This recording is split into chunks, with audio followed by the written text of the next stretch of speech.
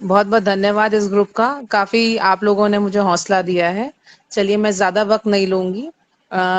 इसमें जो प्रौढ़ शिक्षा और लाइफ लॉन्ग लर्निंग करके जो है, मुख्य तौर पर इसमें जो चीजें जोड़ने की कोशिश की गई है, इनोवेटिव इनोवेशन इनिशिएटिव्स लिए गए हैं। जो हमारे हाई एजुकेशन के इंस्टीट्यूट्स हैं उनको जोड़ने की कोशिश की जाएगी हमारे जो प्रौढ़ शिक्षा केंद्र होंगे एडल्ट एजुकेशन सेंटर्स के साथ, और टेक्नोलॉजी का सहारा लिया जाएगा।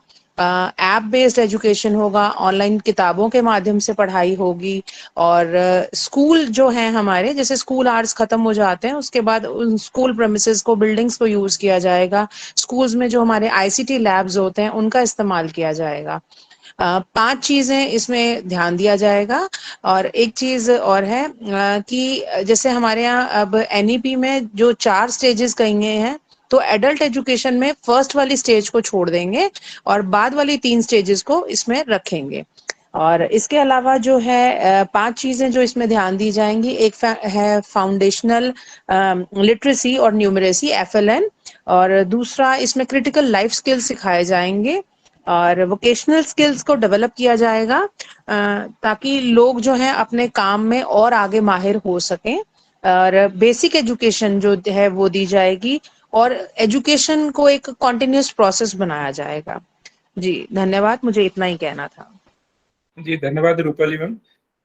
और इसी कड़ी में मैं आमंत्रित करता हूँ Sindhu Palle ma'am.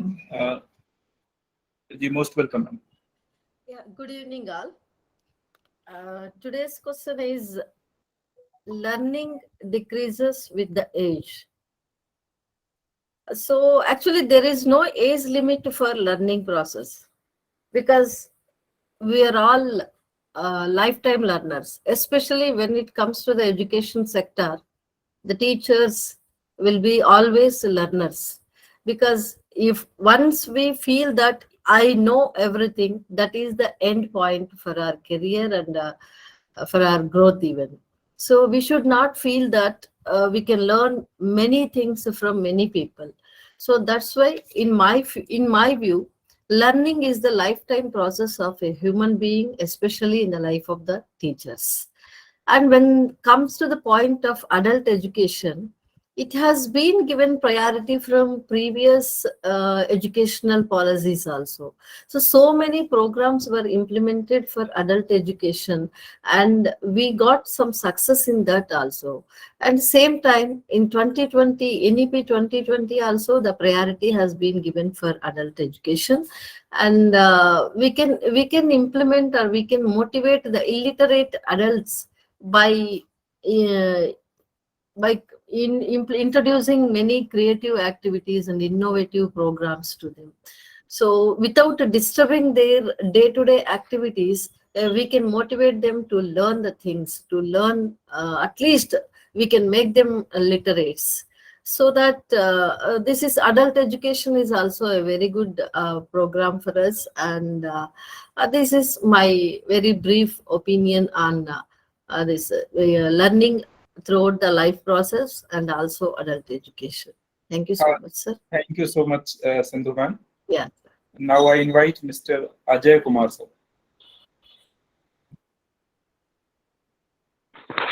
Good evening respected sir और सभी मेरे साथियों। सर इसमें प्रौढ़ शिक्षा के बारे में बताया गया है। इसको मैंने 5-6 मेजर पॉइंट्स जो था उसको मैंने इसमें से पाया। सबसे पहले बताया गया है कि प्रौढ़ शिक्षा की जरूरत क्यों है, तो उसमें बहुत सारे एस्पेक्ट को बताया गया है। सर मेरी आवाज आ रही है ना? Yes sir.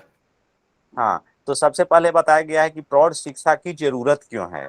तो इसमें बहुत सारे बताए गए हैं, जैसे नौकरियों का में हम अगर कहीं से नौकरी के लिए आवेदन करना चाहते हैं या ऋण लेना चाहते हैं, या समाचार मीडिया हो गया, वहां से अगर हमको कुछ समझना है या फिर कुछ हमको लेना है, तो इन सभी के लिए हमको प्रौढ़ साक्षरता जरूरी है। प्रौढ़ साक्षरता बढ़ेगी तो हमारा देश का साक्षरता दर भी बढ़ेगी। और ऐसा माना गया है न्यू एजुकेशन पॉलिसी में कि अगर हम देश ज्यादा से ज्यादा साक्षर होगा तो प्रति व्यक्ति जो जीडीपी होगा वह भी उच्च होगा। तो सबसे पहले बताया गया है कि जरूरत क्यों है। इसके साथ साथ नेक्स्ट बताया गया है सर इसमें कि प्रौढ़ साक्षरता प्राप्त कैसे करेंगे, जो कैसे यह प्राप्त होगा, तो उसके लिए कुछ मेजर्स बताए गए हैं। जैसे सबसे पहले बताया गया है कि पॉलिटिकल विल पावर होना चाहिए, स्ट्रक्चरल चेंजेज होना चाहिए, प्रॉपर प्लानिंग होनी चाहिए, प्रॉपर फाइनेंशियल सपोर्ट होना चाहिए, और उसके साथ साथ जो एनजीओ होते हैं या जो समुदाय होता है, समाज होता है, उसकी भूमिका को इसमें प्रासंगिक और ज्यादा महत्वपूर्ण बताया गया है।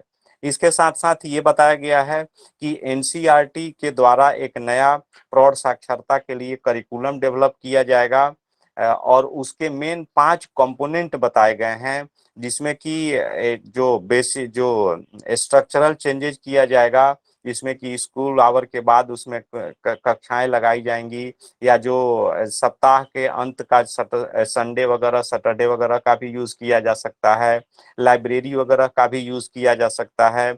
समुदाय की भूमिका को ज्यादा से ज्यादा इन्हेंस किया जाएगा ताकि सामुदायिक सपोर्ट भी मिले। इसके साथ साथ ये भी बताया गया है कि जो अपने एजुकेशनल इंस्टीट्यूट है उसमें ज्यादा से ज्यादा आईसीटी का प्रयोग किया जाएगा, ताकि यह सबके लिए एसेसेबल हो। इससे प्रौढ़ साक्षरता के जो उद्देश्य हैं यह हमको प्राप्त किया जा सकता है। जी सर, बहुत बहुत धन्यवाद सर। प्रश्न जो जिस तरह से पूछा गया था उसको उत्तर भी हमें थोड़े उसी तरह से देने चाहिए। जैसे सीधा सीधा प्रश्न पूछा गया था कि हमारा अपना खुद का एक्सपीरियंस से होता है कि जैसे जैसे हमारी एज बढ़ रही है वैसे वैसे हम चीजों को उस स्पीड से नहीं सीख पाते जिस तरह से हम बचपन में सीखते हैं। ये हमारा एक्सपीरियंस है।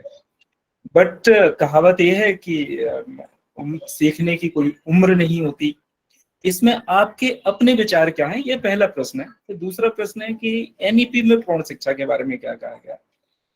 तो यहाँ ज्यादा इंपॉर्टेंट है कि what is your opinion about that. तो इसी बात को ध्यान में रखते हुए मैं आमंत्रित करता हूँ रिचा मैम को। जी रिचा राणा मैडम, स्वागत है आपका। Good evening, everyone.